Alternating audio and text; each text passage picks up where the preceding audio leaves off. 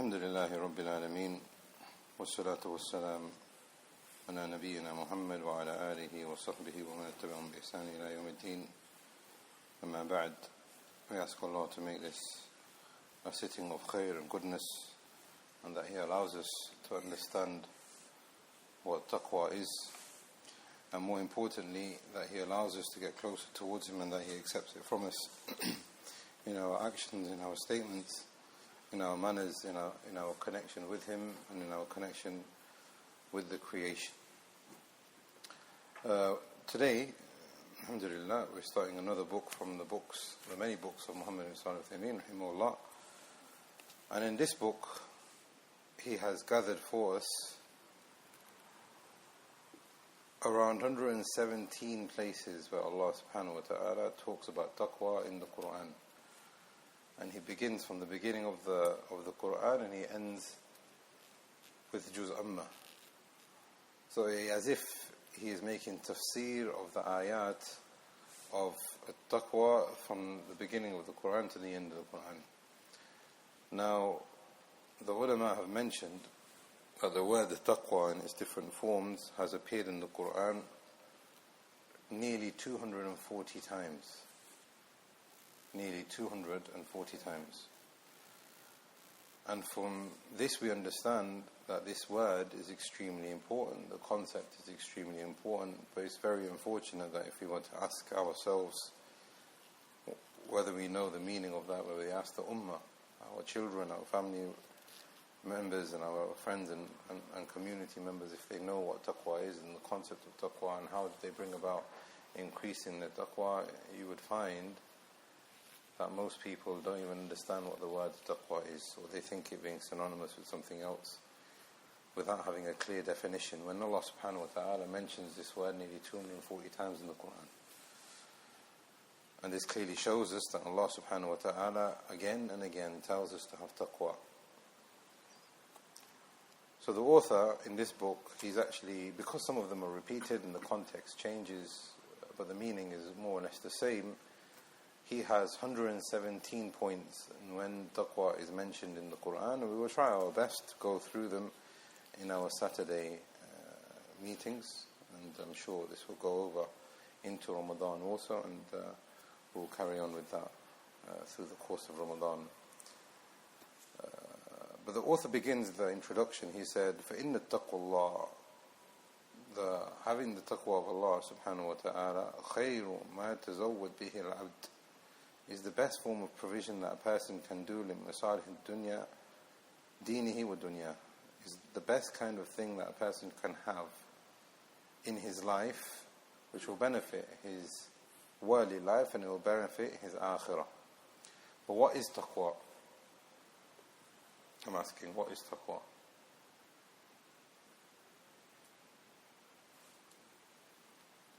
In its most simplest way is fear of Allah. Right? Fear of Allah. But what is the fear of Allah?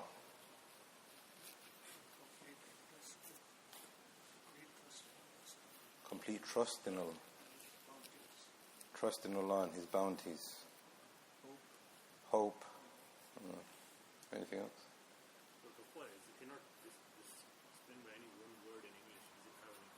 Okay, so then how? Okay, so we have fear, we have blessings, we have hope. To obey Allah's commandments. Barakallahu feek. Yeah, and to refrain from prohibition. Excellent. But we will find from the Salaf, the brother has just mentioned here, that taqwa, some of them, as you will find often translated, it means to fear Allah, be conscious of Allah, seek blessings of Allah, etc. But like the doctor has just said, there is not one word that can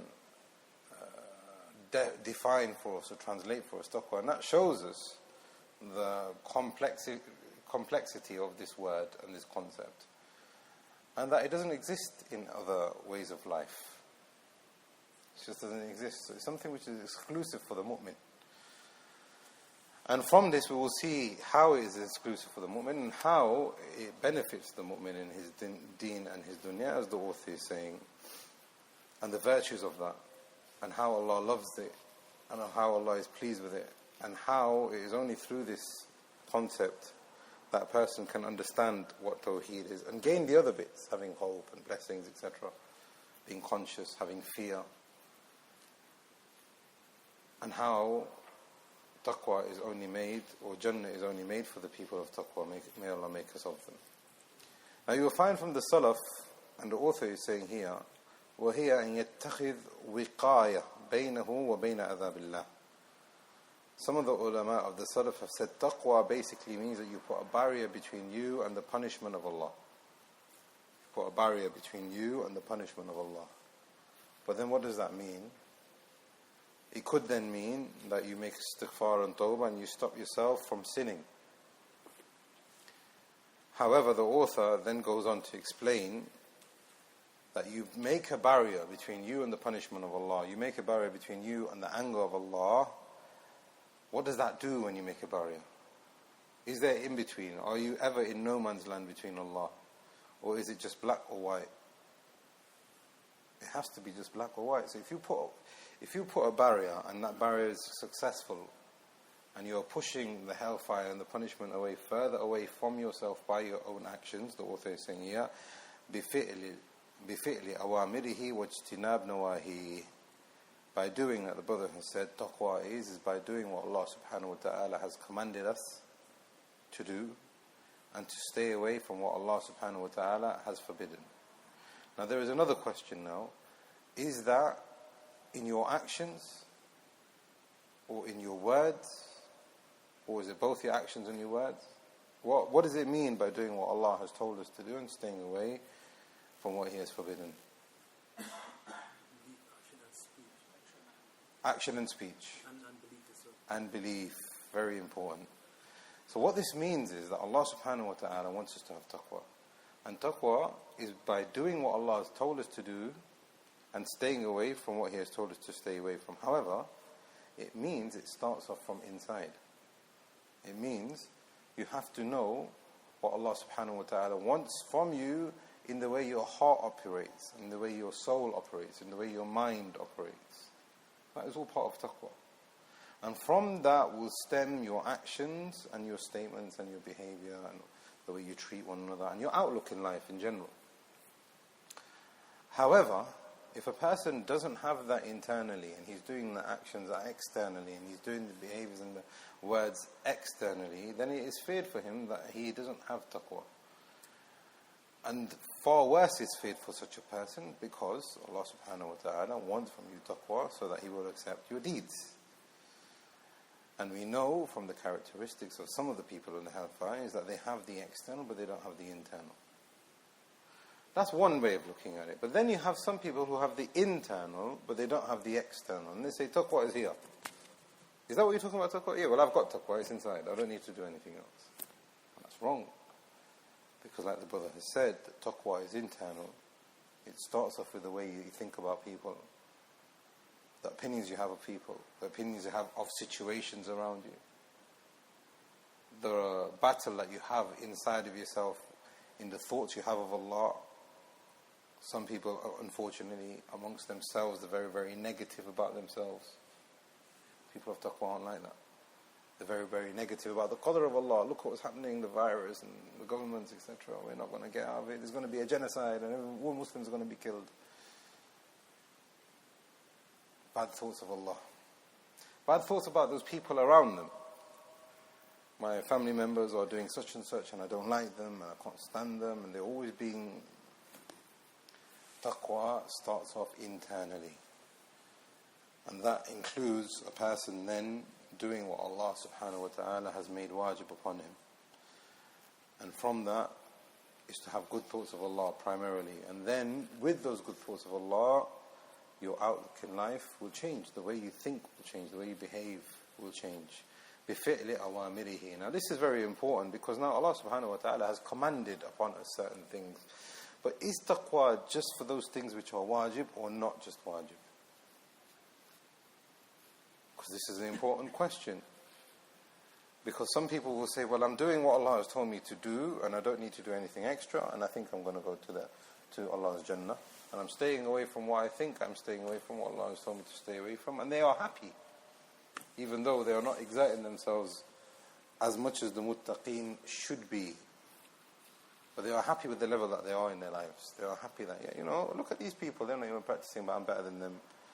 Or I think I'm, comfortable. I mean, different people have different attitudes. However, the people of taqwa, like the author is saying here, بِفِعْلِ أَوَامِرِهِ. Now, primarily, this basically refers to those things that Allah has made wajib, of course. But Allah subhanahu wa ta'ala has grades of things that He makes commanded upon us. So now, taqwa is to put a barrier between you and yourself and the hellfire and the punishment of Allah. And you're pushing it further away from you. And what that means, you are siding with Allah subhanahu wa ta'ala until you are running towards His pleasure and His protection and His Jannah. How do you do that? We all want to do that. How do you do that? You do that by doing what Allah subhanahu wa ta'ala has commanded you to do. Internally, externally, in the way you think, in the way you behave, in the way you speak, in the way you react. Control yourself by doing what Allah subhanahu wa ta'ala has told you to do, and that starts off with your wajibat. Are you doing the wajibat correctly? If they are, then alhamdulillah, thank Allah. But then the next step for the muttaqeen, the sunan. Then the next step, the nawafil. Then the next step, start memorizing. Everybody knows what they need to do in their lives. Learn Arabic, start memorizing, seek ilm. Get closer to Allah by helping the people who are needy. Allah subhanahu wa ta'ala commands everything which is good, and this is taqwa. Wajtinab nawahi, and that basically means now a person needs to stay away, stop immediately from those things which are haram. Those things which are making him weak in his iman. Those things which are disliked in Islam. And this is very important because some people will think, well, I pray and I've got some good deeds here and there, and I think I'm alright with that. That's good, I'm comfortable. Whereas if you look at their lives, 2, 3, 4, 5 hours, maybe even more, goes in things which are not beneficial. Wasting time. Or maybe things which are disliked at the least, or leading to haram, or it could lead to a weakness in that person's iman where he doesn't really realize it, he doesn't really contemplate, he enters into a zone of 3, 4, 5 hours of his life, maybe in one block, maybe in different times, and he thinks, this is a situation where I can just relax. It's a no taqwa zone. So I can do whatever I want. Maybe I'm on my phone, maybe I'm watching some TV, maybe I'm socializing. Wajtinab nawahi, a person of taqwa, he is intelligent, he's got perspective, he has ambitions, he knows where he is going, he knows what he wants with his life, and he realizes that certain things in his life are going to drag him down. They're going to create a void of negligence, they're going to create idleness. That is the best of us probably who are here and listening to this lecture. But what that means by extension, obviously what is more appropriate, whatever is haram, you need to cut that out. If you want to be from the people of taqwa, if you want to put a barrier between you and yourself. If you don't cut out the haram, there will be a gaping hole in that barrier. And there is no guarantee that you will not be sucked from that barrier into Allah's anger and His punishment. Things which are disliked, because those things which are disliked will have an effect on the things which will be a barrier, but also those things which Allah subhanahu wa ta'ala has commanded. So now the Prophet sallallahu alaihi wasallam said, if you've eaten raw garlic, leek or onions, don't come to our masjid. Now with the ulama, they've said that it is disliked for a person to eat these things before the salah. Is it permissible for a person to eat raw onions or garlic or leek, or is it haram? Or is it disliked? The majority of the ulama, it's permissible. But the Muslim who has taqwa, what does he do? Before Salat al-Dhuhr, let me take a big bite of onion and go to the mosque. What does he do? He thinks. This is just one example. He thinks, okay, the retribution of me having this right now is the 25 will be gone for me. And even if I do go to the mosque, not complying with the hadith, will the reward be the same? No. Therefore, wajtinab an-nawahi, stay away from the haram. Stay away from the disliked, because that will impact your good deeds, and stay away from anything which will make you weak. Now this is very important. The weak point is very important because some of us are parents and some of us are children and some of us are not married, we're single. Now every single one of us have issues in our life where we think, okay, but in this scenario I have no choice but to do what the dunya is telling me to do and do it. And there is no harm in that. Let me give you an example.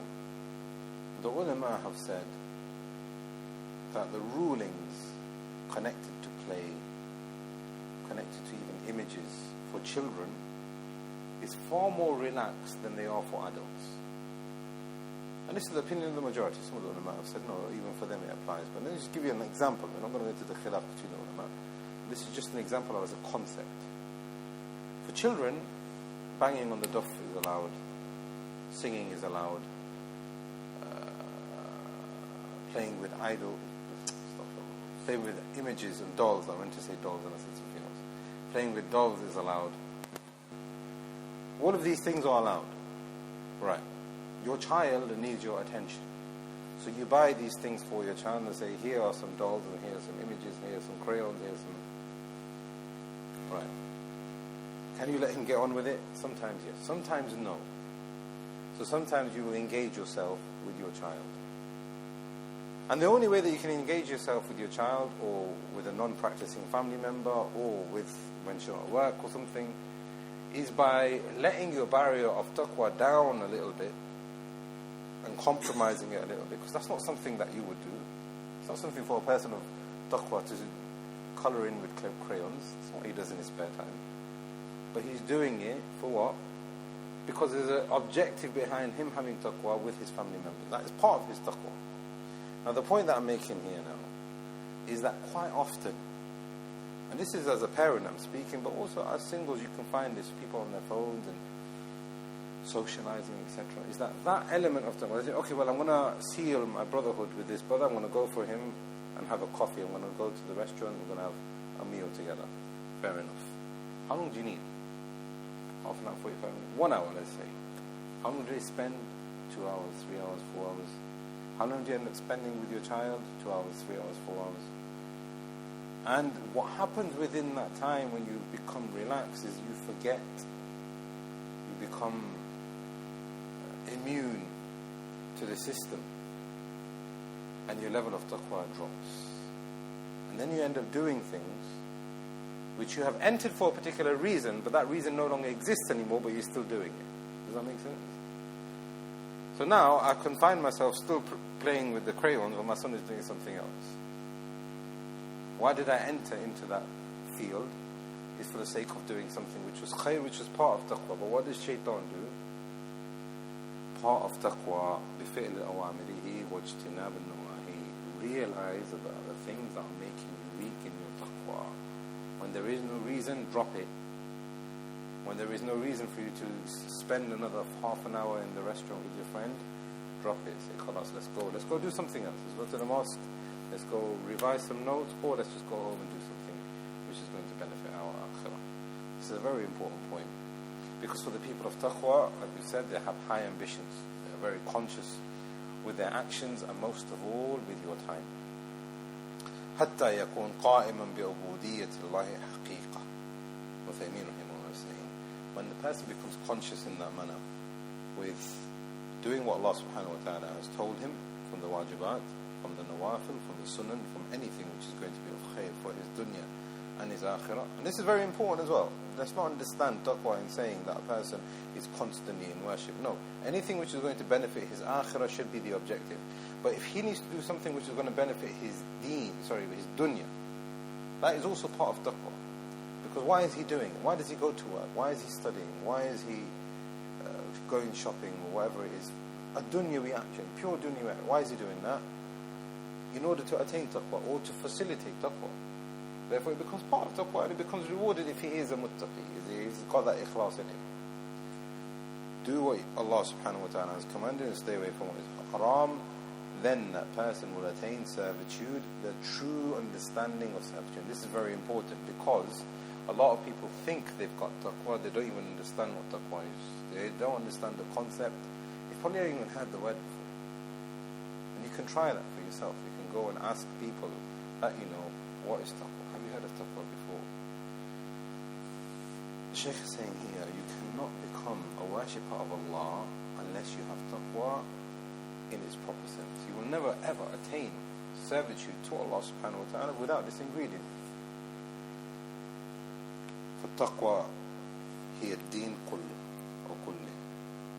Taqwa is the religion of Allah, all of it. Because once we've understood what taqwa is, walking down the street is part of taqwa. Driving in your car is part of taqwa. Putting your seatbelt on is part of taqwa. Indicating so that other people won't be harmed is part of taqwa. The way you park is part of taqwa. The Shaykh is saying here, the way you operate your life is taqwa. And that is then governed by what Allah subhanahu wa ta'ala wants from you, what Allah subhanahu wa ta'ala is pleased with, and what will push away the hellfire from you. The Shaykh is saying here, when we understand what taqwa is, وَقَدْ رُتَّبَ عَلَيْهَا مِنَ الْفَوَائِدِ الْكَثِيرَ فِي الدُّنْيَا وَالْآخِرَةِ. A person will become truly best. The person will have a lot of virtues. There will be a lot of barakah in that person's life, which he cannot explain. Why? It's because Allah is pleased with him. You can't explain the pleasure of Allah. When the pleasure of Allah and the tranquility of Allah and the khair of Allah and the blessings of Allah enters into your life, you can't explain it. You can't show that to another person. Well, this is what's happened to me. I don't know why this is happening to you. You can't explain it. The Shaykh is saying here, when you have taqwa, which is the religion as a whole, there are so many benefits will benefit you in your dunya and in your akhirah. And this is the reason why he has written this book, in order for us to understand what Allah subhanahu wa ta'ala has said in the Quran al-Kareem about the virtues from the people of taqwa. The Shaykh says in point number 1, now we're going into the book, and I believe this book has been translated in Arabic. It's called Fawaid al-Taqwa min al-Quran al-Kareem, the benefits of taqwa from the noble Quran, but I believe it's been translated as the fruits of taqwa or something like that. If I'm not mistaken, I think it is the same book, but you can check it and you can see if it correlates with the things that we are studying, and then inshallah then you have something in English. However, this book has never been, if it's the wrong book, then it's never been translated before. That's point number 1. And to the best of my knowledge, and I've tried looking if there's anything available in Arabic, this book has not even been gone over by any of the ulama. There's been no previous explanation from the ulama in this book in Arabic. And the reason why I'm mentioning this is because if a person writes down the notes like the Shaykh has written down, so point number 1, taqwa is X, Y and Z based on ayah such and such. When we have finished with the 117, he'll have a book in front of him, and perhaps, like we said, that book's not even available in English. That's point number 1. So your notes will become a book in itself, and perhaps that is not available. But also, even if it is available, with some of the things that we can mention, there is an explanation, like I said, which is not available. So even with your notes, you will end up with a book at the very least, but a book with some benefits that we can take from tafsir and what other ulama have said about taqwa from various different places. So then you will have a book with explanatory notes and commentary, or you will have, at the very least, a book which I believe has not been translated before. So point number 1, أنها سبب الاهتداء بالقرآن. The Shaykh is saying here, point number 1, they gain hidayah from the Quran. They gain hidayah from the Quran. The people of taqwa, people who know what Allah subhanahu wa ta'ala wants from them, and those people who know what Allah subhanahu wa ta'ala has made forbidden, they are the ones who are guided and benefit from the Quran. What's the proof for that? Allah says in Surah al-Baqarah, Alif Lam Mim, ذلك الكتاب لا ريب فيه هدى. It's a guidance for the people of taqwa. Therefore, taqwa brings about a relationship with the Quran that a person without taqwa cannot have. Now, before we go into some of the benefits of this ayah and how it relates to the person who wants to have taqwa in the dunya, Ibn al-Qayyim rahimahullah mentioned something. Did taqwa exist before the revealing of the Quran, or didn't taqwa exist before the revealing of the Quran? But Allah is saying in this ayah here, ذَلِكَ الْكِتَابُ لَا رَيْبَ فِيهِ هُدًى لِلْمُتَّقِينَ. That this is a book for the people of taqwa. So we can understand what is apparent from this is that there was no taqwa before the Quran came. Or is there taqwa before the Quran came?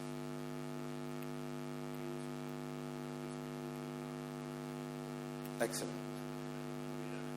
No, we're talking about now in this ummah, after the coming of Muhammad sallallahu alaihi wasallam, after the revelation of the Quran. When the Quran was revealed, we know it was a time of Jahiliyyah. It was widespread Jahiliyyah. There was no real religion left, except that if there was a religion, it got corrupted. Was there taqwa at that time? Because ذَلِكَ الْكِتَابُ لَا رَيْبَ فِيهِ means that there is a book that has come down, there is no doubt in it, هُدًى لِلْمُتَّقِينَ. This is a guidance for the people of taqwa. Now, what we understand, what is apparent from this, is that this book feeds taqwa and it creates taqwa. Or is it that taqwa existed before, and the people who have taqwa recognize this book from Allah subhanahu wa ta'ala? But then the question is how do they have taqwa when we've defined what taqwa is? Which is that they know what Allah subhanahu wa ta'ala wants from them, and they stay away from what Allah has made haram. Ibn al-Qayyim rahimahullah said that before the Quran was revealed, there were people who wanted hidayah. They wanted hidayah, but they didn't have hidayah. And there are many examples of that. Abu Bakr, Uthaymin. I'm talking about the people who accepted Islam immediately. As soon as they had it. Ali, Khadija, may Allah be pleased, and Najashi, as soon as he had it. They wanted hidayah, but they didn't have it. But look at what he says. They had elements of taqwa, but they didn't have taqwa. They had elements of taqwa, but they didn't have taqwa. Because you can't have taqwa without the kitab. Before the revealing of this book, there were one group of people. But after revelation, he's saying. So now, this is before the kitab. After the revelation, these people were given hidayah because of their taqwa, or the other way around. They attained taqwa because Allah gave them hidayah. That's probably a better way to say that. They attained taqwa because Allah gave them hidayah. What is hidayah? What is guidance? Monotheism. That's it. One aspect of it. This is a book for the people who have monotheism only. It's that. Excellent. Hidayah is to have a criterion between what is right and what is wrong, is to have ilm. And then what do you do with that ilm? You act upon it. Therefore, this book that Allah has revealed, subhanahu wa ta'ala, ذَلِكَ الْكِتَابُ لَا رَيْبَ فِيهِ, there is no doubt in it. The people who have been guided by Allah because they want the guidance, they ask Allah for guidance, they supplicate for guidance, they are waiting for guidance to come. When the guidance comes, they recognize it. They themselves have no doubt in it either. This is a very important point. When Allah subhanahu wa ta'ala describes the book, He is also describing the people who follow the book. So when He says that this is a kitabun kareem, when He says that this is a kitabun majid, when He says that this is a kitab la rayba fi, the people who believe in the book, are they not going to have it, or are they going to gain elements of that, depending on how much they believe in the book and understand the book and implement it? Of course, the kitab is noble, the kitab is mighty, is majid, the kitab, there are many different sifats of the book. The kitab mubarak, the kitab la rayba fi. Therefore, the people who follow and have been given hidayah to this book, they will have them sifat in themselves also. What is the end result?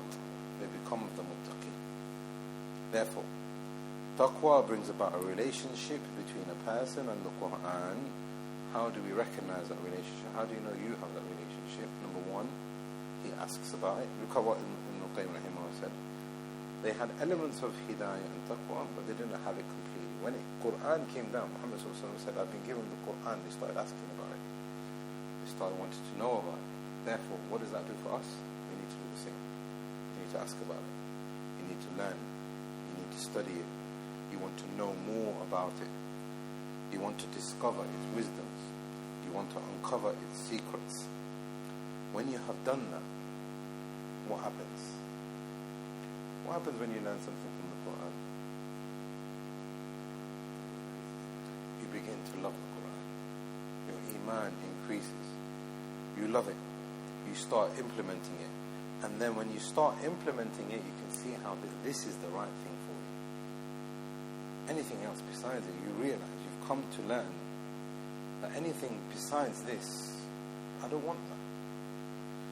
He is guided by it. Then he can see his own thoughts being rectified by it. He can see his mistakes leaving him.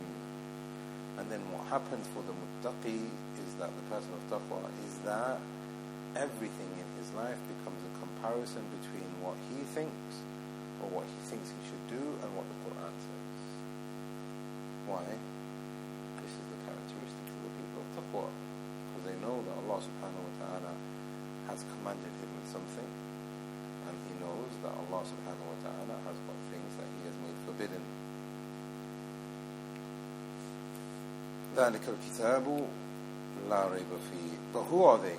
Now if you look at the remaining of these ayat, Allah subhanahu wa ta'ala, this is a well-known principle in the Quran, which is that whenever a line begins with alladhina, it is an explanation of the sifat and the characteristics that have come in the previous ayat, or the previous characteristics that have come in the ayats that came before it.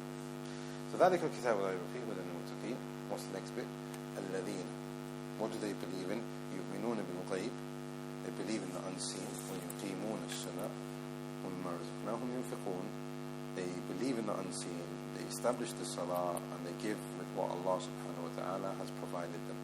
Therefore, taqwa is internal and external, as we have seen in the introduction. However, a person can only benefit from the Quran is if he has that internal and external. Now, some of the ulama, and I remember it was our Sheikh Salih Shithri, Hafidhullah, he said that taqwa has pillars. We have understood what taqwa is.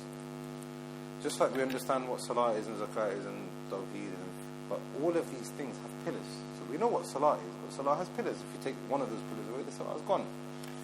So the Shaykh said, Hafidhullah, that taqwa has 5 pillars.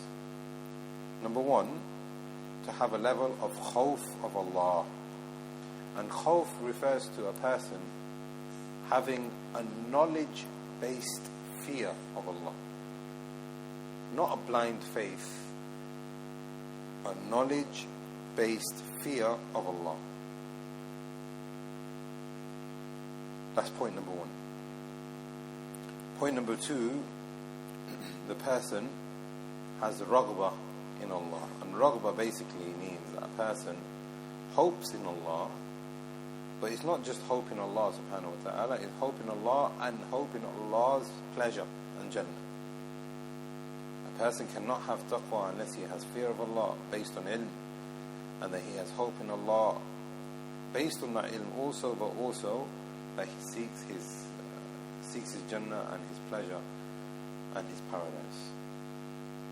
Another pillar that is necessary for a person to have taqwa is that he needs to have obedience to Allah subhanahu wa ta'ala. There's no person that can claim to have taqwa without having fear, without having hope, without having obedience. And then point number 4, what do you think point number 4 is after obedience? Leaving disobedience. And this is connected to the definition, I'm aware of that. However, a person can sometimes be a person of taqwa, but he will sin. That doesn't mean that his taqwa has gone. What it means is that he needs to have a reaction that will bring him back to the right path, so that he can maintain himself in being from the people of taqwa. That's why these pillars are important. Every single one of us have weaknesses. Every single one of us will slip. But he is saying here, Hafidhullah, that you need to have a fear. You need to have a hope and a longing and an ambition and an objective. You need to have generally obedience in your life and pushing yourself towards that. and number 4, you leave disobedience to Allah subhanahu wa ta'ala. And if you do end up slipping up, you go back to point number 3, which is obedience immediately, with tawbah and istighfar and leaving the disobedience.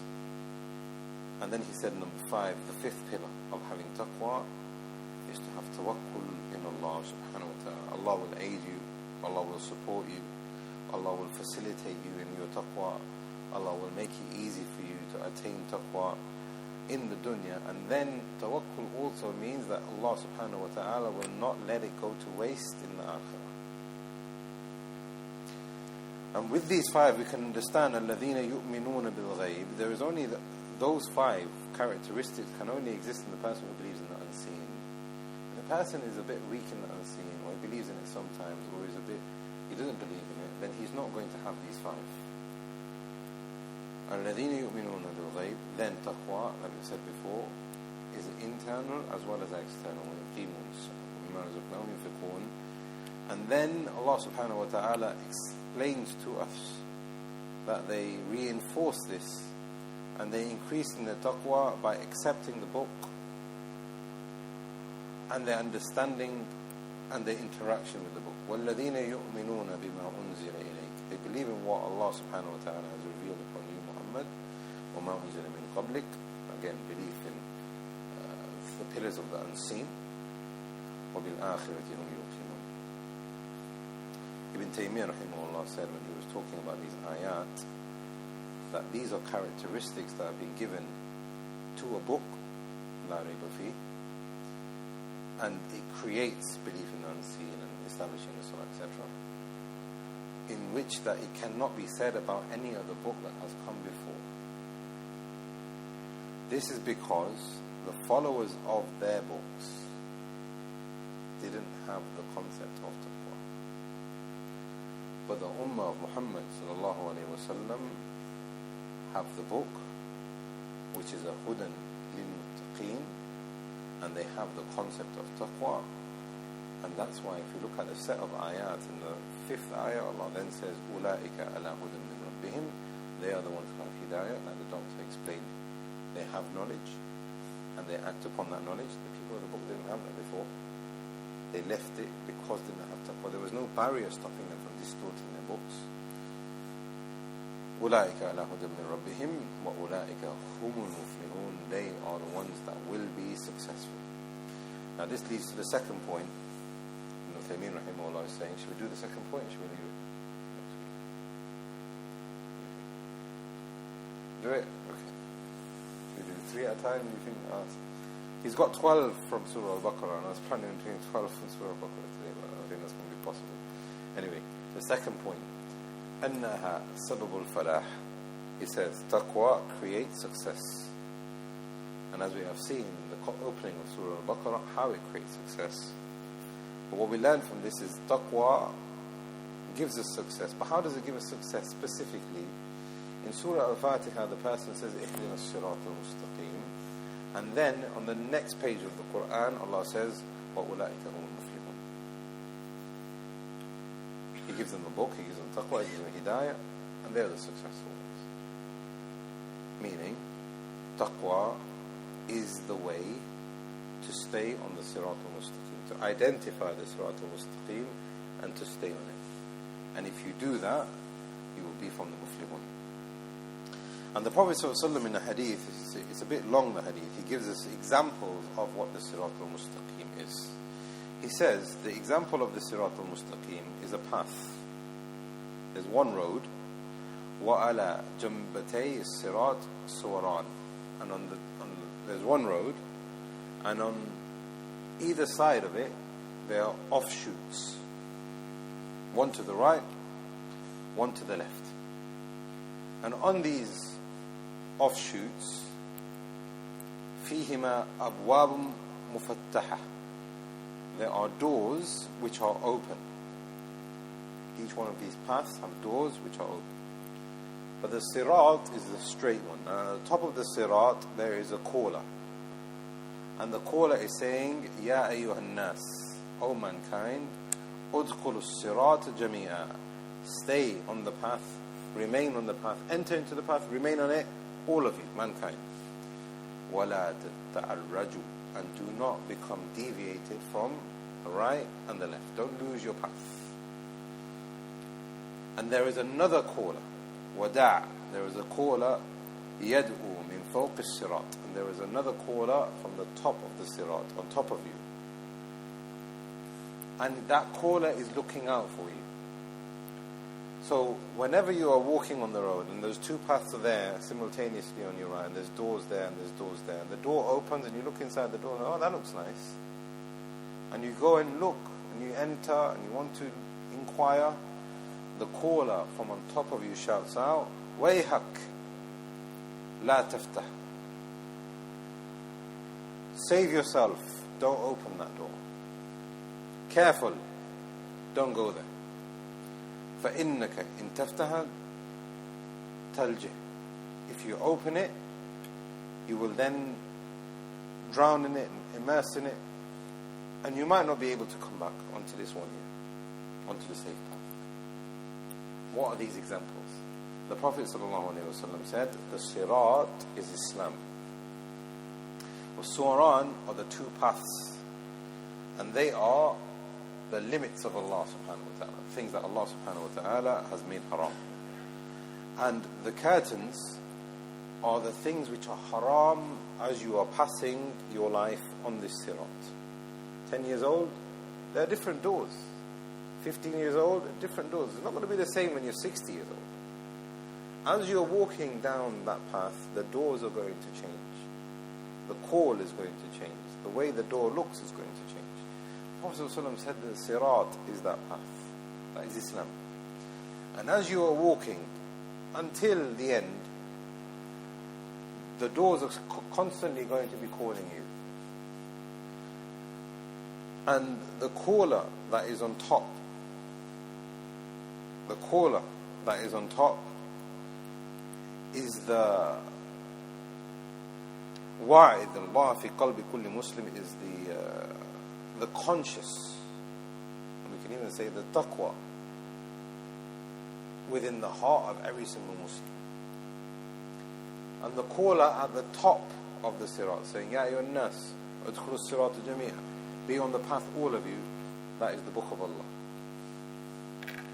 Now with this parable that the Prophet ﷺ has given us, there is the path which is Islam. At the top of the path is the Quran, and the Quran is telling you, don't go this way, don't go that way, stay on this one. Your iman and your taqwa is over your head, looking over you, and it's saying, look, your nafs and your desires are trying to make you go this way and that way, but your taqwa is keeping you on the path of the Quran until you get to the end. And this is success. Ihdina as-sirat al-mustaqim.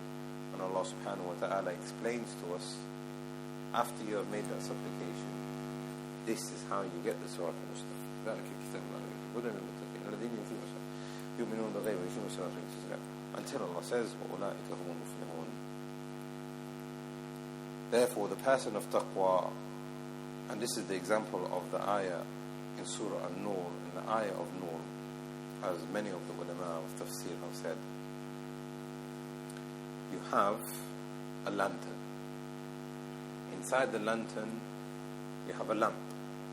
And inside the lamp, you have a light. The lamp is the heart. The lantern is the iman that a person has.